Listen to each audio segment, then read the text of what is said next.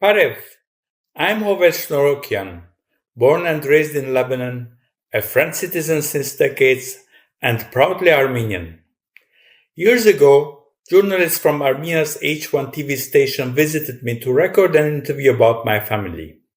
A month later, I received the program's CD.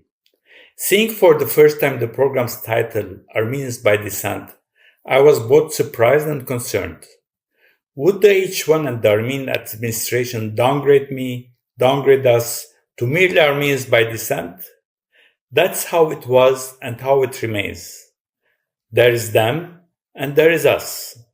Last month, Prime Minister Pashinyan held meetings with selected representatives from communities in Switzerland and France. I watched the Switzerland meeting broadcast and attended the Paris meeting. Today, I will provide an overview of the Paris meeting and address key topics: Armenia's demographic, security, and economic challenges.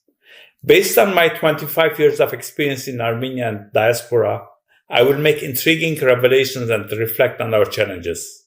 Ours, theirs, and our shared issues. I will point out the qualities and shortfalls of each party with a balanced perspective, then present an analysis and proposals. I will speak from the heart, honestly and boldly, about topics that are often avoided but are crucial for progress. My intentions are constructive, and I hope they will be perceived that way. For the record, I first visited Yerevan in 2000 to set up the AWI watchmaking workshop as a co-founder of the company. I had previously ordered special watchmaking workbenches from China, precision tools from Switzerland. I left my job, home, and family, went to supervise personally the placement of the tables, the tools, etc., in the determined workshop location facing the circus in Yerevan. I recruited the employees, the director, the watchmakers, the office employees, so I have had beyond tourism a direct practical contact with Armenia, the country, the people. Since 2017, I have held meetings with spiritual, political, and public leaders in Armenia. Within government circles, I have held working meetings with former Prime Minister Garen Garabedian, as well as past and present ministers of economy, education, health, and other sectors to discuss optimizing the diaspora's potential program. I have also met with Mr. Pashinyan on multiple occasions under the same program when he was a journalist and an opposition member. This means that we know each other well, and I had the opportunity to appreciate him as a person before and outside his role as Prime Minister. It also means that I am well acquainted with Armenia's administrative atmosphere. In the diaspora, I have traveled through various communities from Sydney to Los Angeles, meeting with leaders and public on the topic of coordinating the potential of the diaspora. I have consulted with everyone and listened to each one's advice. Now let's turn to the Prime Minister's meeting in Paris.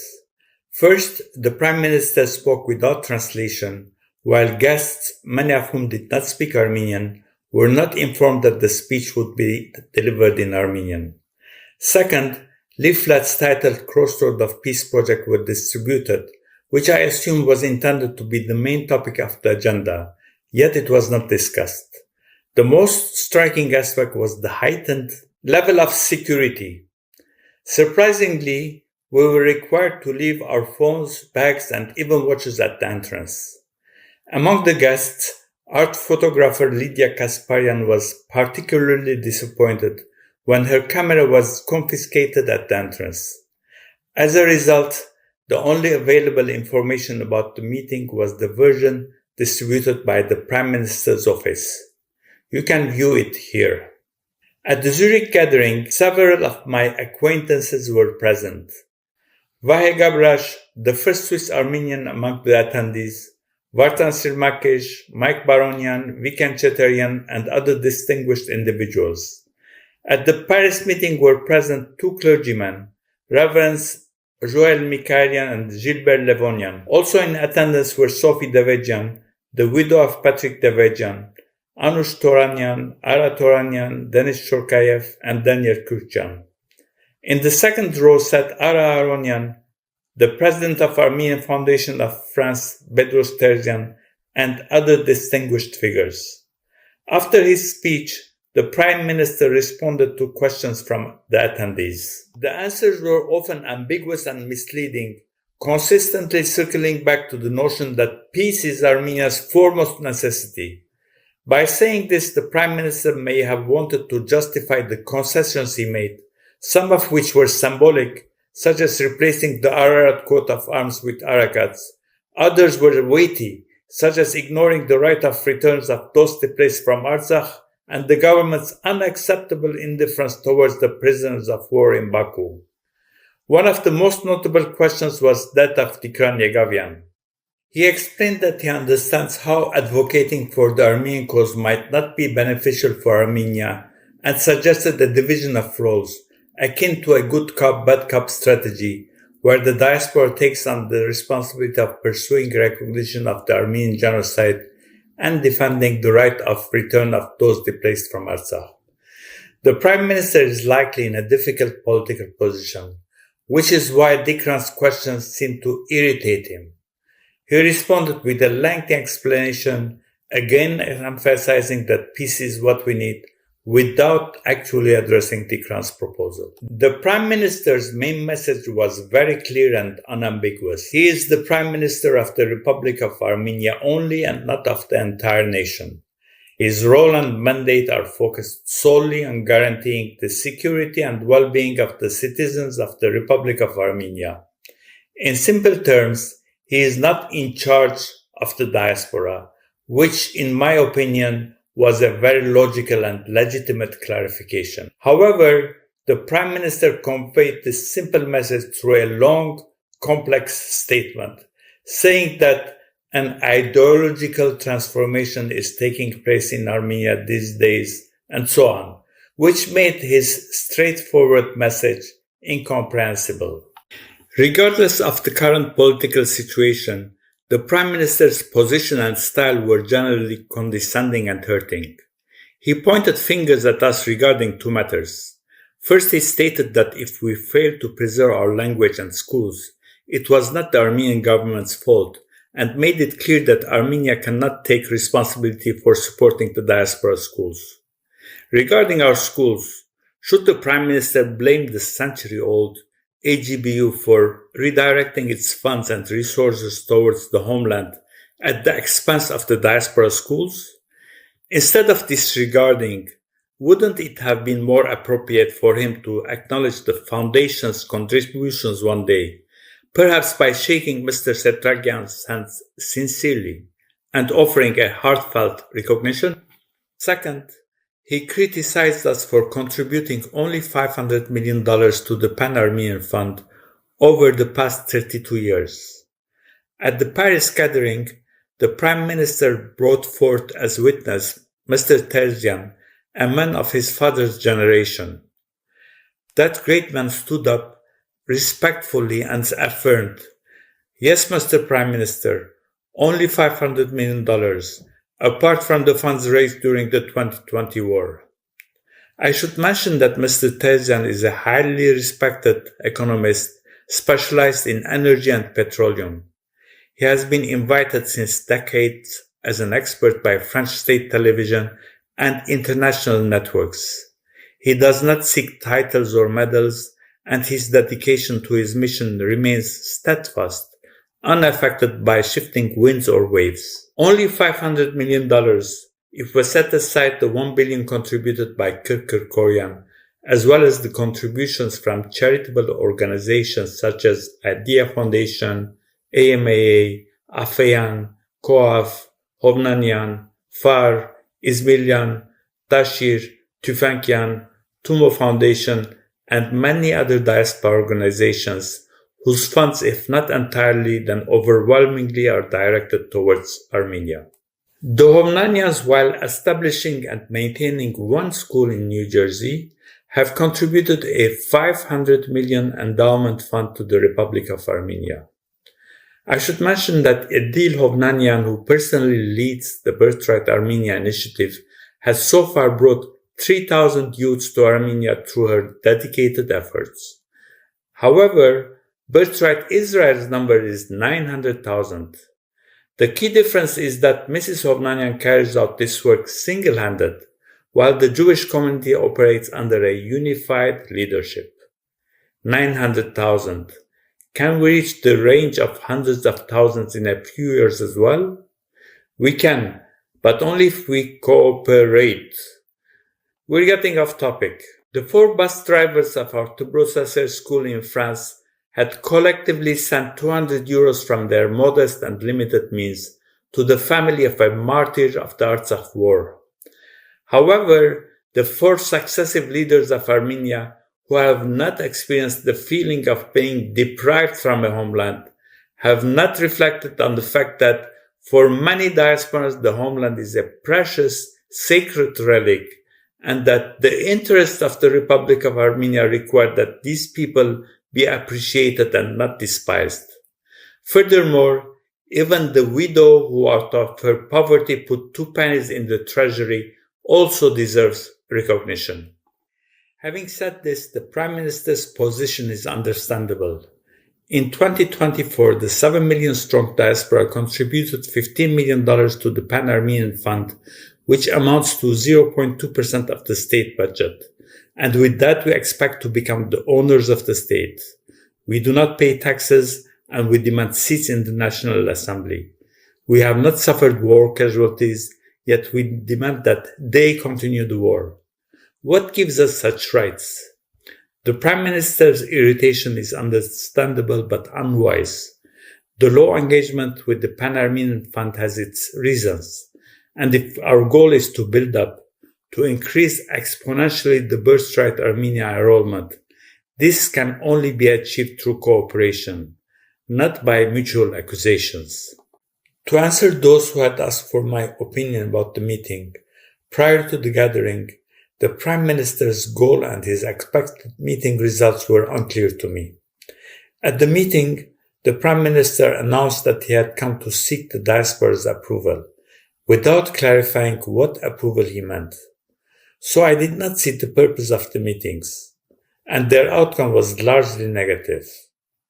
Among the dissatisfied, Swiss Armenian journalist, political scientist, and lecturer Viken Chetaryan expressed his protest on CivilNet, and Tikran Yegavian, another talented young specialist who must be courted at all costs, left the meeting in reaction to the Prime Minister's deafness before it concluded. Having said all this, the elephant in the room was not the Prime Minister but us, the Assembly. We were like a poor flock of sheep without a shepherd. Armenia has its leader, but our diaspora's king is naked. We are facing a serious leadership crisis, one with vision, a clear program, the capacity to secure the necessary resources, and the trust of the people. The question is being raised by everyone from every stage and every person. I will address this issue later and offer a solution. Let's move on to the first of the 3 topics, the demographic challenge. To illustrate the scale of the situation, let me cite Russia as an example, which is losing 800 to 900,000 inhabitants each year. This demographic decline poses existential challenges for many countries, both from an economic and security perspective. As an example from the economic perspective, South Korea's population is expected to decrease by 50% over the next 40 years. Imagine the impact this would have on the factory workforce and the industry in such a scenario. From a security perspective, the Republic of Artsakh, which covered an area slightly higher than Lebanon, had a population of only 120,000. So compared to the 512 inhabitants living per square kilometer in the densely populated Lebanon, the population per square kilometer in Artsakh was only 10, which made Artsakh highly vulnerable. Israel, well aware of the importance of demographics, has been implementing a serious, planned resettlement policy for decades. I should note that the Hovnanian Foundation also sponsors the Repat Armenia program, which has a similar perspective. Returning to Israel, During Ethiopia's political turmoil in 1991, Israel and various global organizations united to meticulously plan, finance, and execute Operation Solomon. This operation involved 40 aircraft flying continuously in shifts with rotating pilots and crew, transporting 14,325 Ethiopian Jews from Ethiopia to Israel in just 36 hours. It is worth noting that most of the migrants were farmers. Beyond resettlement, the government, in collaboration with their diaspora organizations, ensured that each community was settled in environments similar to their original ones, providing work suited to their trade. At the same time, efforts were made to preserve their communal bonds, keeping residents from the same village together, which greatly contributed to their well-being. For Armenia, with a fertility rate of 1.75 children per woman, its 7 million strong diaspora presents a unique opportunity for resettlement. However, since independence, no government has recognized the importance of this potential or developed strategic resettlement plans. In the absence of such coordinated programs, many repatriates from Syria and Lebanon migrated to the West, while others, especially unskilled workers, unable to afford living expenses in Yerevan, were forced to return to their places of birth. And communities of Artsakh, without a strategic plan, are currently scattered. There is something I don't understand. In the conditions of 100 years ago, the survivors of the genocide in Syria, Lebanon, and Armenia reconstitute their communities in Nor Aintab, Nor Marash, Nor Sis, Nor Hajan. Why didn't our established state adopt a strategic plan so that relatives, and especially workshops displaced from Artsakh, instead of being dispersed, could be restructured and contribute to the economy of Armenia? Let's return to our subject. The goal is straightforward: to develop large-scale community-based initiatives modeled after the kibbutz system. The communities would accommodate hundreds of families, offering housing and diverse employment opportunities across multiple sectors, not just IT and services, thereby broadening the scope of resettlement. Implementing such programs requires close cooperation between the public and private sectors, whether the private sector is Armenian, diasporan, or foreign. I have personally witnessed the success of such programs, creating millions of jobs in Shenzhen, China. I managed a factory there in the 2000s and saw firsthand how coordinated efforts by the public and private sectors can accelerate growth. Armenia boasts success stories in the private sector, such as the Vahakni housing project, which fostered the community, and successful entrepreneurial ventures. The challenge now is to define and implement a comprehensive strategy and establish the scope of the project. The government should not bear the financial or construction burden, but rather take on a leadership role, initiating and coordinating, and ensure essential infrastructure, including land, water, electricity, gas, and internet. Meanwhile, the private sector should drive housing development, job creation, and financing. Strong collaboration between the public and private sectors will be crucial to the project's success. Let's move on to the second topic, security, where I will frequently conjugate the verb acknowledge.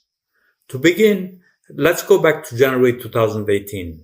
In a private conversation following his interview with French magazine L'Express, President Sargsyan allegedly confided to the journalist that Azerbaijan is armed to the teeth and patiently waiting for the right moment to strike. He further noted that when the moment comes, Armenia's ability to respond would be limited and relying on external support would be uncertain. It should be noted that Sargsyan, having served as Minister of Defense, possessed military expertise and intelligence that journalist Pashinyan was likely unaware of. Sarkisyan's knowledge may have ultimately influenced his decision to resign. We must acknowledge a disturbing truth. Armenia is facing a serious shortage in three key areas: demographics, military budget, and intelligence services.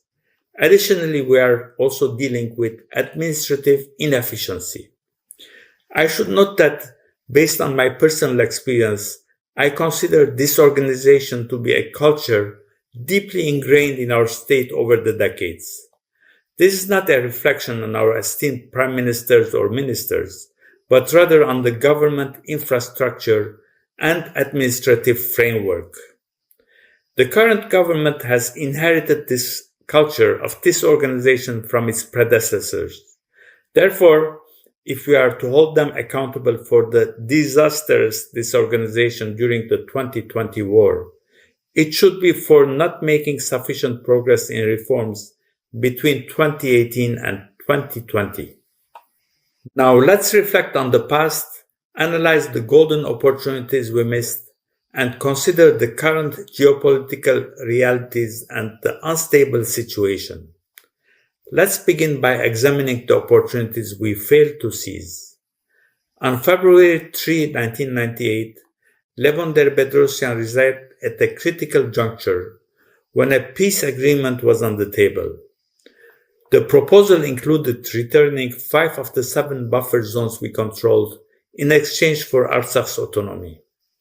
His 4-minute resignation speech, along with declassified documents recently published by Azadutun.am, suggest that his departure was not voluntary. Had this agreement been accepted, Armenia would today be in control of a vital energy crossroads, instead of its current state of isolation.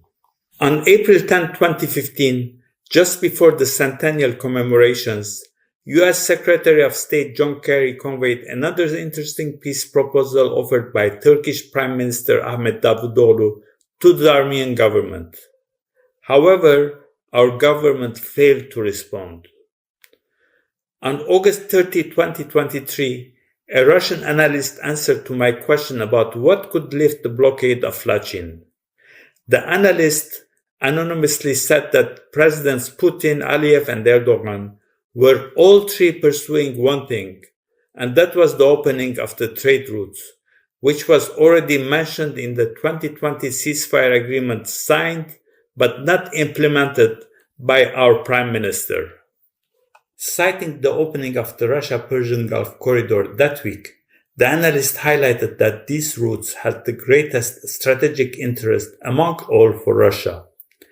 He suggested that Russia also sought a land route potentially through Armenia to the Mediterranean Sea, likely foreseeing the potential security issues it could face in the Black Sea, which have recently materialized. The next day, August 31, Russian Foreign Minister Sergei Lavrov also confirmed the same interest. At that time, just 3 weeks before the fall of Artsakh, I reached out to 7 influential figures in the diaspora, all of whom had direct connections with the Prime Minister. I urged them to travel to Yerevan together, to meet with him as a group, and to humbly exchange ideas. None of us foresaw the impending catastrophe. As it was written in the days of Noah, they were eating, they were drinking, they were marrying, they were being given to marriage, and they did not know, until the flood came and took all away. We did not know either. The past is behind us. What truly matters is the future. Moving forward, it is essential that we acknowledge the following present realities. First, we have entered an era of lawlessness and violence, an age of despotism where might makes right. Last February, the President of the United States declared his intention to take control of Greenland and Gaza. On one side, there was this bold assertion. On the other, among 27 leaders of the European Union, which oversees Greenland, and the influential leaders of the Arab, Gulf, and Islamic states, who should be concerned about Gaza, not a single voice dared to protest. In this scenario, if the geopolitical conditions shift tomorrow, enabling Turkey to annex the whole of Syunik, who do you think will emerge as the protector of distant Armenia? We should acknowledge. However, Armenia is situated in a strategic geographical location. I hope that our Foreign Minister Ararat Mirzoyan, with his expertise and the flexibility he has demonstrated since Davos, will be able to get Armenia's pivotal role recognized and leverage it to secure the country's stability. We need to acknowledge that the Prime Minister is under enormous pressure from multiple directions. He has lost Artsakh. He has left thousands of families in mourning. To safeguard the country's territorial integrity, he is forced to negotiate under challenging circumstances and make concessions to ruthless oppressors. And his life is under threat. History has shown that leaders who have pursued peace through compromise often become targets. General Charles de Gaulle narrowly escaped an assassination attempt, while Egyptian President Anwar Sadat and Israeli Prime Minister Yitzhak Rabin were both assassinated. Finally, leadership requires taking responsibility, something President Bedrosian failed to demonstrate when he resigned under pressure at a crucial moment. This decision contributed to the painful situation we find ourselves in today. We must also realize the imbalance of power. As it is written, what king going to war does not sit down and consider whether he is able with 10,000 to meet the one who comes against him with 20,000? If he is not able, he sends an ambassador asking for peace. Apparently, the Prime Minister did not take this into account until the 2020 war. If he had, he likely would not have made bold statements like, Artsakh is Armenia and that's it, or celebrated the 100th anniversary of the Treaty of Sèvres at the state level, which angered and hardened Turkey just before the war.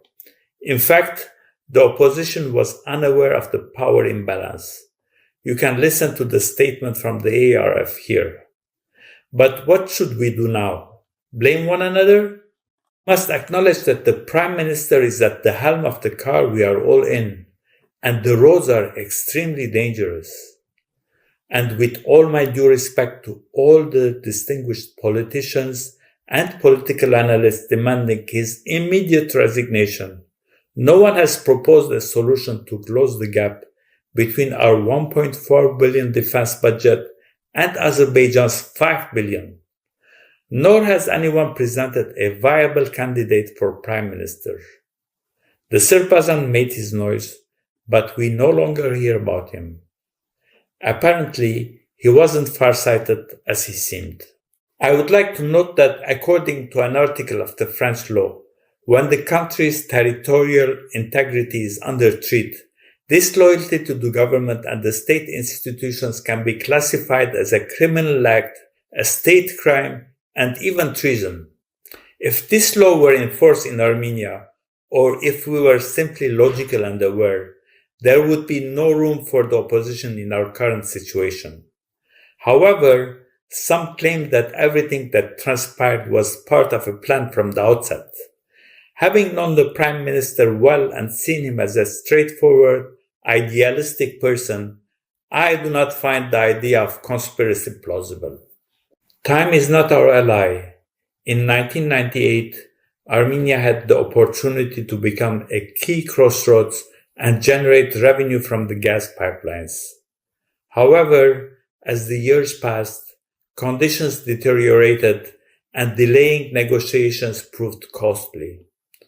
Given the realities, it is imperative that the nation, the people, including the diaspora, and the opposition unite and form a cohesive front.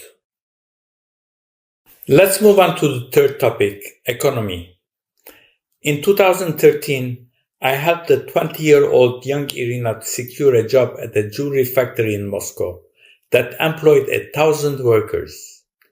After thanking me, she sighed and said that she would have loved to have a similar job in Armenia, even for half the salary. This simple yet powerful statement highlights that economic hardship was the primary driver of emigration. That same year, I was seated at the dinner table in Yerevan with another 20-year-old young lady carrying a Hermes bag and wearing a 25,000 euros watch. When I asked about it in surprise, I was told she was the daughter of a civil servant. The same system that enabled the daughter of a government employee earning 400 euros a month to wear a limited edition Ulysse Nardin watch with impunity was the very system that had prevented Armenian employers from establishing their businesses in Armenia. To maintain objectivity, we have to consider the average income and the state budget, which have more than doubled between 2017 and 2024, and we can draw the following conclusions. Had Armenia experienced similar economic growth before the revolution, the landscape of emigration and defense spending would have been vastly different. Indeed, the previous leaders had different priorities, which ultimately led to the demographic, economic, and security challenges we face today. Secondly, rather than merely doubling, these figures could have quadrupled with stronger and more integrated state-diaspora relations. Now I will conclude with an analysis of our challenges, their challenges, and our shared challenges, starting with our own. For decades, we have demonstrated a pattern of irresponsibility. While we witnessed corruption, we failed to unite as a collective force, and instead we applauded the very administration we recognized as corrupt. Second, in the aftermath of the 2020 war, diasporan individuals and organizations, both small and large, demanded the Prime Minister's resignation. This was neither our role nor a responsible course of action. Third, we have failed to coordinate our efforts and harness our collective potential so far. As a result, we bear responsibility for the current state of affairs in Armenia and the nature of our relationship with the government. As for the government, I will highlight 4 key points. Trust is not given, it is built and earned. While the Prime Minister's security is undoubtedly important, stripping guests of their watches and phones was neither appropriate nor strategic, particularly in Zurich, where patriotic philanthropists, business leaders, and community figures, highly distinguished individuals, dedicated 3 hours of their time traveling from Geneva to Zurich and another 3 hours to return, only to be disregarded. Listening is a fundamental quality of any leader. Tikran Yegavian's proposal could have helped the Prime Minister rise above the debate surrounding his Davos genocide statement, a widely discussed issue. Yet, the Prime Minister didn't hear what Yegavian said, just as he generally didn't hear what anyone said. Third, the success of any government hinges on the quality of its advisors. As it is written, the people perish without wisdom, but salvation is in the multitude of advisors. And also, wage your war wisely, for victory lies in the counsel of many. So, who are the advisors shaping our Prime Minister's decisions? Finally, the Prime Minister was elected to govern. His role is to lead the country, not to travel from city to city providing explanations or seeking support. That is neither his responsibility nor an effective way of using his time. To gain support, we need ambassadors from each community, becoming Greek to the Greeks, Bolsai to the Bolsais, Barskai to the Barskais, so that they can communicate effectively and foster understanding. At present, we simply do not understand each other. What refers to the nation, to our common challenges, people ask, why can't we excel as a small nation like the Jews? Let's be objective. Setting aside Israel, where a population of 10 million outperforms neighboring countries with hundreds of millions in every field, the Jewish people have produced around 140 Nobel Prize winners, while we have only 2. For the record, Azerbaijan has none, and Turkey, with a population of 85 million, has only 3. Our foremost need is wisdom. We must fortify our heritage, beginning with Mashto's first testament, to recognize wisdom and instruction, to know the words of understanding, the first sentence written in Armenian. Throughout history, education has shaped Armenians who have been renowned for their success, reliability, and empathy, from the Ottoman and Russian empires to Europe up to India. We must reclaim and strengthen our legacy. Our second need is unity. We must rise above our differences and prioritize our national belonging over sectional divisions, whether between Armenia and diaspora or other distinctions. Our differences, cultural or political, whether we are pro-Russian or pro-Western, whether we voted for Trump or Biden, we should not let them divide us. Instead, we must harness these differences, our diverse perspectives, positions, and connections, and channel them together wisely for the benefit of the nation. How can all this be accomplished? Next, I will address each of the above issues, presenting practical solutions backed by documented evidence. I will outline clear and concrete proposals for the current and future governments of Armenia with all humility. He that hath ears to hear, let him hear. I will also address the diaspora leadership crisis with a roadmap, one that can only be realized with all parties' cooperation and with your participation. Until then, please follow our work on the Diaspora platform, which we are implementing with our modest means. I would like to thank all those who have helped us and still help. We need support, especially for our mapping project. We need coordinators, researchers, writers, speakers in each of the 68 countries or regions we are mapping. We would appreciate any help, whether through resources or actions, be it 2 pennies or 2 hours. Whoever has faith, will, and means, let him or her write to us, write to me. Thank you for your attention. I will get back to you soon.